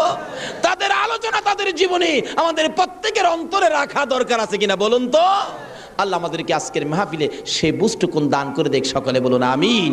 আসুন আজকে দোয়া হবে। এই মাহফিলের আয়োজন যারা করেছেন, এই ব্যবসায়ী ভাইদের ব্যবসায়ীর জন্য আল্লাহ বরকত দেন। খাস করে শুনলাম যে তারা সংগঠন করে এই মাহফিলের জন্য 3 টাকা করে রুজ জমা করে এই কষ্ট করে হুসাইনের প্রেম ভালোবাসা, নবীর প্রেম ভালোবাসার পরিচয় দিয়েছেন। আজকে আল্লাহ আমাদেরকে কি দেয় এটা দেখবো আখিরি মোনাজাতের মধ্যে। প্রশ্ন করবেন হুজুর কি দেখবো? দেখবেন মোনাজাতের পর যদি দেখেন শরীরটা হালকা লাগে, মনটা শান্তি লাগে, তাহলে মনে করবেন এই মাহফিলের বরকতে জীবনের গুনাহ মাফ করে যা দাবি করছিলেন সব পুরা করে দিয়েছে। আসুন দোয়ার আগে ওই নবীর প্রেম ভালোবাসা মহব্বতের সহিত একটু দুরূদ সালাম মদিনা পাঠায় দে। ইয়া নবী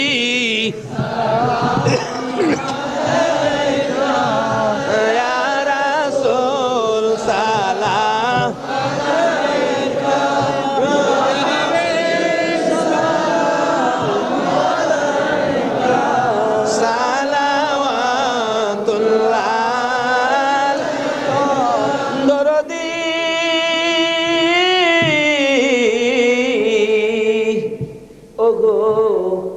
উম্মতের দরদি মায়ার নবী দয়ার নবী গো, মরণে আপনি আসিয়েন, কবরে আপনি থাকিয়েন, হাসরে উম্মত বলিয়েন, হাউজে কাউসার পিলায়েন। ইয়া নবী সালাম আলাইকা, ইয়া রাসূল সালাম আলাইকা, ইয়া হাবিব সালাম আলাইকা, সালাওয়াতুল্লাহ কান্ডারি ওগো উম্মতের কান্ডারি, গুনাহগারের বন্ধু দয়ার নবী মায়ার নবী। ও উম্মতের কান্ডারি, ওদের জমিনে আমার নবীকে যখন 2 খান দান দান মুবারক ভেঙ্গে দিল, মাথা লোহার টুপি ভেঙ্গে টুকরা করে মাথার ভিতরে ঢুকাইয়া দিল, আমার নবী বেহুশ হইয়া যখন পড়ে যায়, জিবরাইল আমার নবীকে 2 হাতে উঠাইয়া উহুদ পাহাড়ের মাঝামাঝি একটা পাথরের কাছে যাইয়া ডাকতেছে, উহুদের পাথর রে দেখ, যেই নবী না হইলে তুই হতে না, আমি হইতাম না, কোন কায়নাতের কিছু হতো না, এই নবীকে মারতে মারতে বেহুশ করেছে, একটু বিছানার ব্যবস্থা করে দে, আল্লাহর বন্ধুকে শুয়াইয়া রাখি। জিবরাইল বলেন, ডাক দেওয়ার সঙ্গে সঙ্গে দেখি পাথর ফাইটা তোলার মতো নরম বিছানা হইয়া যায়। আমার নবীকে শুয়াইয়া জিবরাইল মাথার পাশে বসে বসে বাজে ডাকতেছে, ইয়া রাসূলুল্লাহ, দাঁত ভেঙে গেছে, ব্যথা কেমন লাগে বলুন না। হুজুর গো, মাথা ভেঙে গেছে, ব্যথা কেমন লাগে বলুন না। আমার নবী ডাকতেছে, জিবরাইল দাঁত ভাঙ্গা ব্যথা কেমন জিগাইলি, মাথা ভাঙ্গা ব্যথা কেমন জিগাইলি রে, আমার উম্মতের ব্যথা কেমন জিগাইলি দা। দয়ার নবী মায়ার নবী গো, 63 বছর কাঁদছো তুমি উম্মতি উম্মতি বলিয়া, এখনো কান্দিতে আছো মদিনাতে শুইয়া। মদিনা রে ও সুন্দর মদিনা, মদিনার পাহাড়, ও পাহাড় রে তুই কত ভাগ্যবান, পাহাড় হইয়া দেখছো আমার দয়াল নবীকে। মদিনার হরিণ, ও সোনার হরিণ রে, ইয়া রাসূল সালাম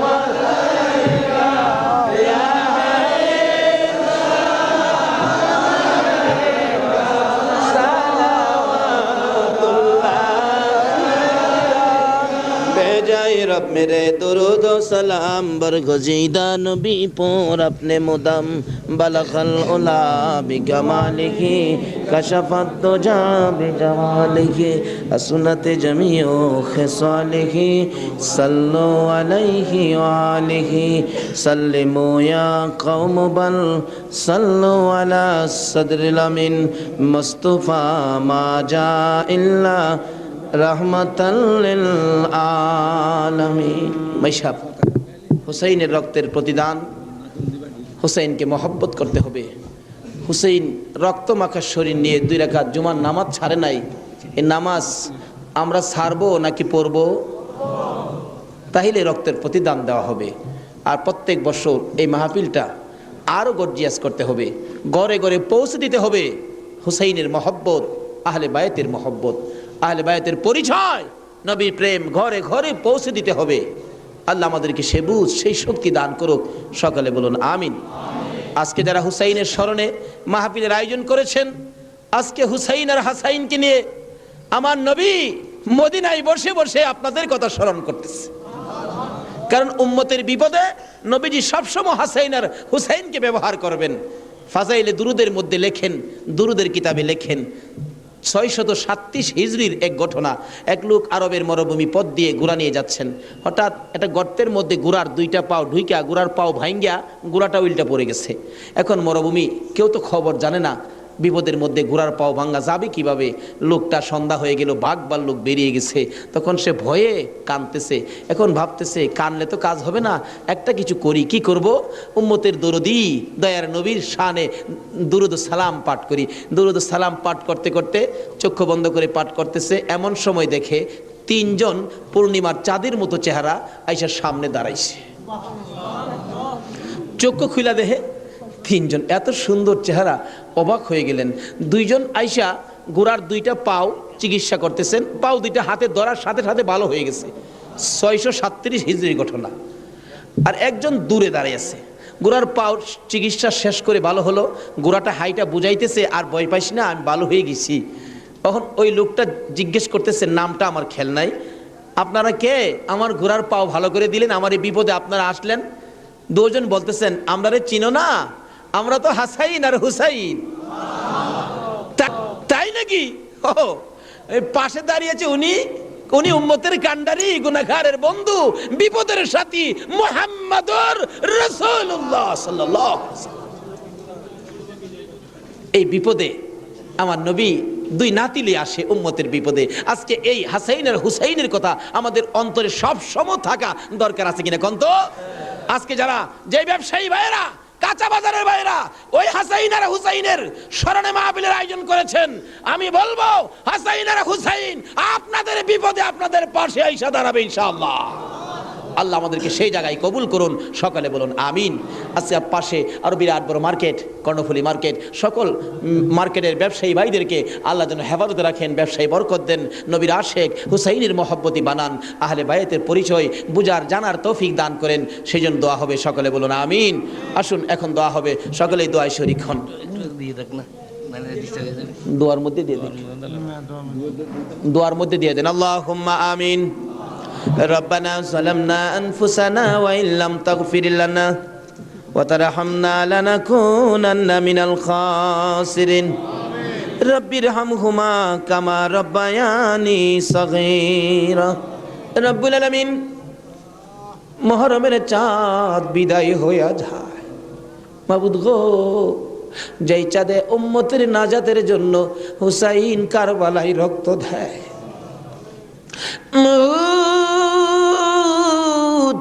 উম্মতের নাজাতের কান্না আমার নবী কত কান্দা কাঁদছে। হাসাইন হুসাইন কুরবানি ফাতেমা কত কান্দা কাঁদছে। বাবুদ গো, আজকে আহলে বায়াতের স্মরণে এই মাহফিলের আয়োজন, মাহফিলে বসে আমরা যারা হাত বাড়াইছি, মাবুদ রে, কার জীবনে কত গুনাহ তুমি হিসাব জিগাইও না। আজকের জন্য কে নামাজি কে বেনামাজি কাউরে কিছু কইও না গো আল্লাহ। আজকের মাহফিলে কে যুবক কে বুড়া কাউরে কিছু জিগাইও না, মেয়ে পুরুষ কাউরে কিছু কইও না। যারা এই মাহফিলের মায়া করে আহলে বায়াতের মহব্বত নিয়ে হাত বাড়াইছে, আমাকে সহ সবাইকে তুমি মাফ করে দাও গো আল্লাহ। মাবুদ, মাবুদ রে, জীবনে কত গুনাহ করেছি হিসাব যদি জিঘাও, আমরা মাফের আওতায় পড়ব না। আখির নবীর উম্মত বলে হাত বাড়াইছি, তুমি আর কিছু দেখো না, তোমার বন্ধুর উম্মত বলে ক্ষমা করে দাও।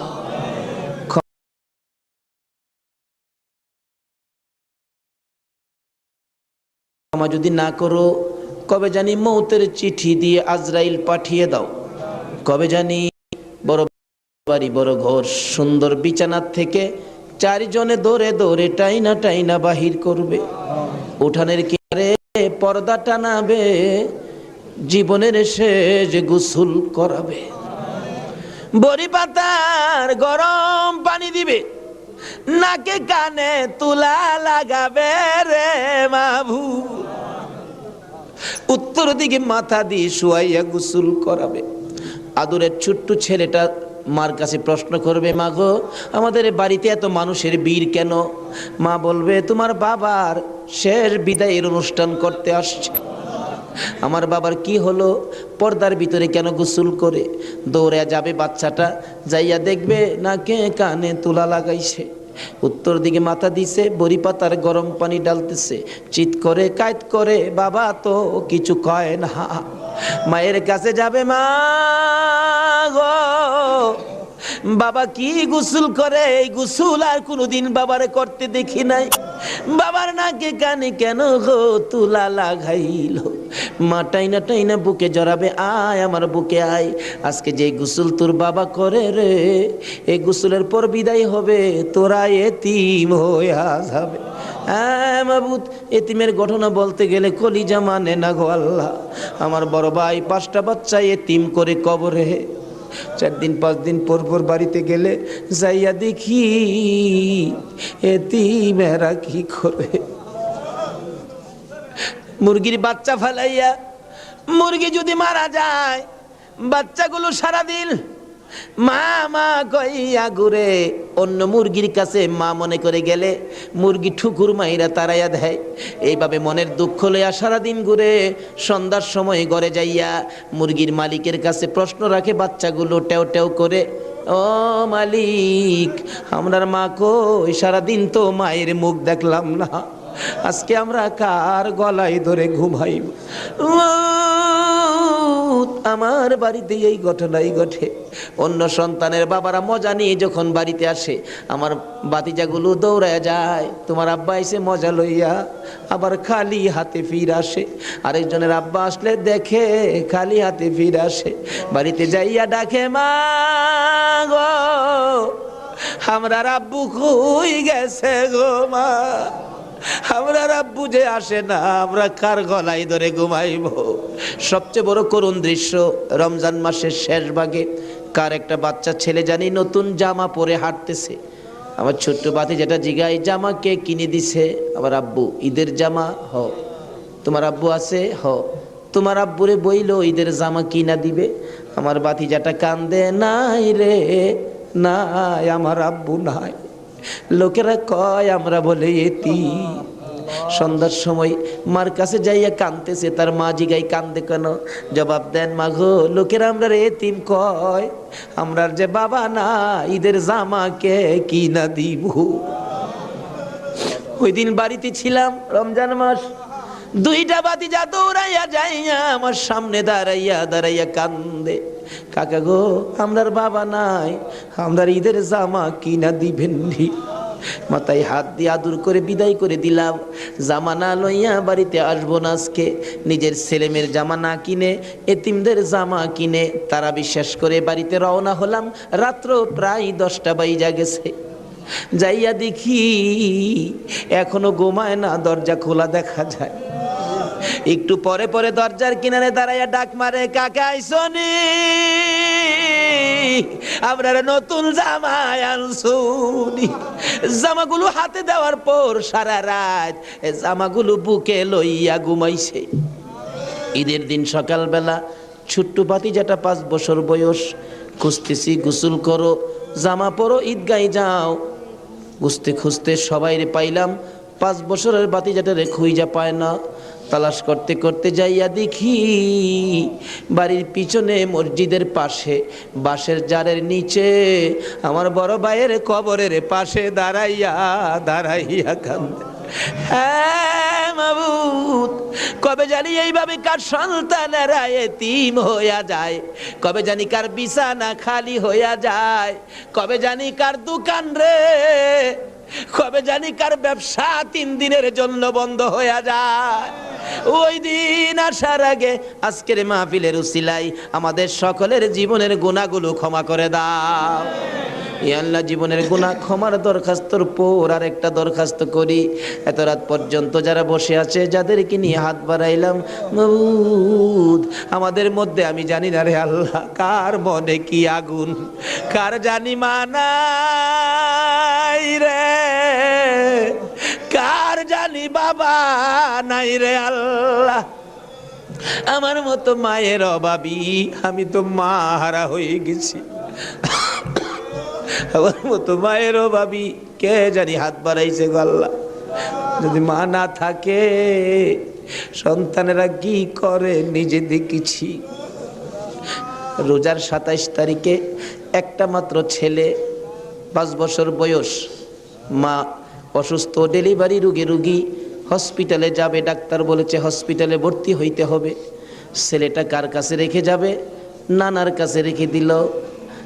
নানার কাছে রাইখা 2 গালে চুমাইয়া মা হসপিটালে রওনা হয়েছে। ছেলেটা বলেন, মা কোন সময় তুমি আসবা?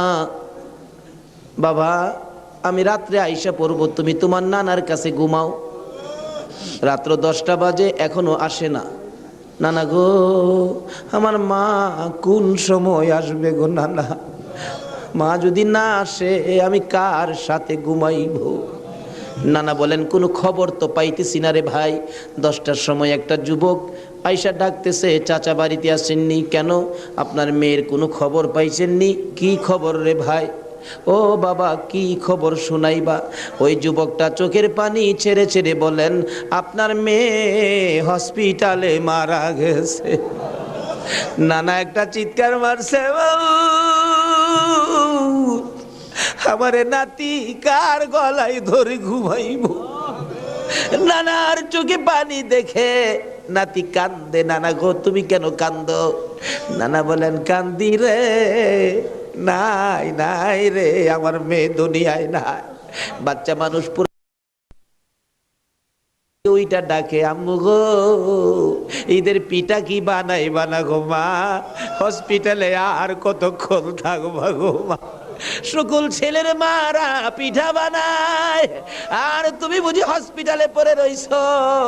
এইভাবে কাঁদতে কাঁদতে আবার যখন ঘুমিয়ে গেছে রে, ওই রাত্রে আইসার স্বপ্নে দেখা দেয় তার মা ডাকতেছে, আব্দুল্লাহ রে মামা কইয়া আর কান্দিস না, তোর মা দুনিয়ায় নাই, কবরে চলে গেছে।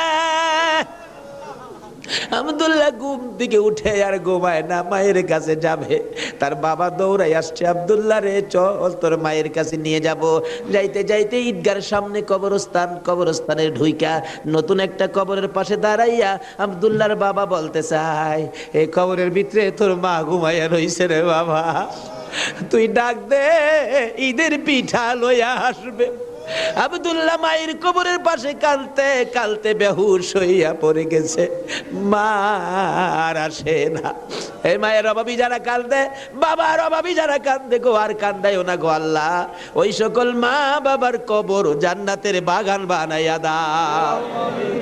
ইয়া আল্লাহ, মা বাবা যারা দুনিয়াতে আছে হায়াত বাড়াইয়া দাও, আমার আব্বার হায়াত বাড়াইয়া দাও।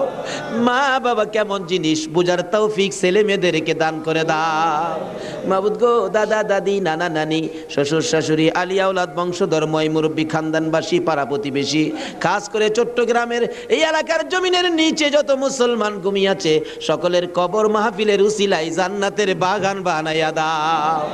ইয়া আল্লাহ, খাস করি এই কর্ণফুলী মার্কেটের কাঁচা বাজারের ব্যবসায়ী সমবায় সমিতির ভাইয়েরা মাহফিলের আয়োজন করেছে। মাবুদ গো, এই ভাইদের বংশধর্ময় মুরব্বী খানদানবাসী যারা কবরে, সবাইকে তুমি মাফ করে দাও। ইয়া আল্লাহ, আশেপাশের সকল মার্কেটের ভাইয়েরা, তাদের আলিয়া আওলাদ বংশধর্ময় মুরব্বী যারা কবরে, সবাইকে মাফ করে দাও। ইয়া আল্লাহ, এই কাঁচা বাজারটুকু তোমার কুদরতি হাতে আমানত করে গেলাম গো আল্লাহ। হুসাইনের রক্তের প্রতিদান হিসাবে কবুল কইরা লও গো আল্লাহ। মাবুদ, এই কর্ণফুলী মার্কেট তোমার কুদরতি হাতে আমানত করলাম, তোমার নবীর প্রেমের প্যাকেট করে জমা করলাম, তুমি কবুল করে লও গো আল্লাহ। সকল প্রকার আফত বিপদ, আযাব গজব, অ্যাক্সিডেন্ট, বালা মুসিবত, শয়তানের শয়তানি, দুশ্মনে দুশ্মনী হইতে বাঁচাইয়া রহমত বরকত শান্তি দ্বারা ভরপুর করে দাও গো আল্লাহ। ব্যবসায়ী ভাইদের ব্যবসায় সকল প্রকার খাসারত থেকে বাঁচাইয়া প্রচুর পরিমাণে মুনাফা দান করে দিও গো আল্লাহ। সকলকে তুমি বেশি বেশি করে নেক হায়াত বাড়াইয়া দিও গো আল্লাহ। ইয়া আল্লাহ, যাদের ছোট্ট ছোট্ট ছেলে মেয়ে আছে, ছেলে মেয়েদেরকে হায়াত বাড়াইয়া দাও।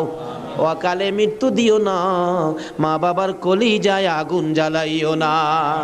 মাবুদ, যাদের ছেলেরা লেখাপড়া করে লেখাপড়ায় বরকত দাও, যারা পরীক্ষা দিতেছে কামিয়াবি দান করে দাও। ইয়া আল্লাহ, ছেলেদের মুখে এতিমের দাগ লাগাইও না, ছেলে মেয়েদের মা বাবার হায়াত বাড়াইয়া দাও। আমরা যারা হাত বাড়াইছি, আমি জানি না কার মনে কি আশা, কার মনে কি ব্যথা, সকলের মনের ব্যথা দূর করে মনের আশা পুরা করে দাও গো আল্লাহ। যারা অভাবী, অভাব দূর করে দাও। যারা অশান্তিতে আছে, শান্তি দান করে দাও। যারা বিমার শেফা করে দাও। হসপিটালে যাইতে হবে এমন রূহ কাউকে দিও না গো আল্লাহ। যারা নামাজি, নামাজ কবুল করে নাও। যারা নামাজ পড়ে না, নামাজের বুঝ দান করে দাও। যারা মদিনা যাওয়ার পাগল, পাখির মতো উড়াইয়া মদিনা লয়া যাও। মদিনা না দেখাইয়া এই মাহফিলের কাউকে তুমি আজরাইলের হাতে তুলে দিও না। মদিনা যদি যাইবার তৌফিক না দাও গো, সোনার নবীর সোনার চেহারা, দয়ার নবীরে একদিন ঘুমের ঘরে স্বপ্নে দেখাইয়া দিও গো আল্লাহ। ইয়া আল্লাহ, খাস করে পৃথিবীর জমিনে যত ওলি গাউস কুতুব ঘুমিয়ে আছে, এই মাহফিলের বরকত সবার রোহে পৌঁছাইয়া দাও। মাবুদ, ওলিদের রুহানি ফায়েজ আমাদেরকে নসিব করে দাও। মাবুদ গো, আজকের মাহফিল হুসাইনের ভালোবাসার মাহফিল, সোনার মদিনায় পৌঁছাইয়া দাও। আমার নবীর খুশির বরকত আমাদেরকে তুমি পৌঁছাইয়া দাও। হুসাইনের রক্তের প্রতিদান জুমার নামাজ আদায় করার তৌফিক দান করে দাও। এর বিনিময় কাল কিয়ামতে আমার নবী হাসাইন আর হুসাইনের গুদারাই উঠাইয়া ফুল সিরাতের ফুল পার করে দিও গো আল্লাহ। মাবুদ গো, দোয়া চাইলেন আলতাফ হোসেন মাসুদ সাহেব, পিতা মৃত মরহুম কবির হোসেন মোল্লা, মাতা মৃত মরহুম হোসনে আরা বেগম, আরো অনেকে, সকলের নাম বলার দরকার নাই, অনেকেই তো নাম বলতে পারে নাই। দুয়ার আশা মাবুদ গো, সকলের মনের আশা তোমার দরবারে জমা দিলাম, তাদের আশা পুরা করো। কবরবাসীদেরকে মাফ করে দাও। দুনিয়ায় যারা আছে সকলকে তুমি হায়াত বাড়াইয়া দাও। মাবুদ, মাহফিল তো 1 বছরের জন্য বিদায় হয়ে গেল গো আল্লাহ। ব্যবসায়ী ভাইরা কত কষ্ট করেছে। সভাপতি সাহেব বারবার বলেছে, হুজুর আমি টেনশনে মাথায় প্রেসার হয়ে গেছে। মাহবুদ রে, সভাপতি সাহেবের হায়াত বাড়াইয়া দাও। বাজারের সকল ব্যবসায়ী ভাইদেরকে তুমি হায়াত বাড়াইয়া দাও। যারা এই মাহফিলে শরীক হয়েছে সকলকে তুমি হায়াত বাড়িয়ে দাও। এই মাহফিলটুকুন কিয়ামত পর্যন্ত তুমি কায়েম রাখো গো আল্লাহ। এই মাহফিলের উসিলায় সকলের গলায় হেদায়েতের মালা পরাইয়া দাও। সকলের গলায় আহলে বায়তের মহব্বতের মালা পরাইয়া দাও। যতগুলো দরখাস্ত করলাম মাহফিলের উসিলাই, দুরুদ ও সালামের উসিলাই, জিকিরের উসিলাই, পবিত্র মুহররমের চাঁদ ইমাম হুসাইনের কারবালার তাজা রক্তের উসিলাই, সবগুলো তুমি কবুল আর মঞ্জুর করো গো আল্লাহ। মাবুদ, সবগুলো কবুল করো। মাহফিল শেষে যারা যেখানে যাবে সহি সালামতে পৌঁছাইয়া দিও। وصلى الله تعالى على خير خلقه محمد وعلى آله وأصحابه أجمعين.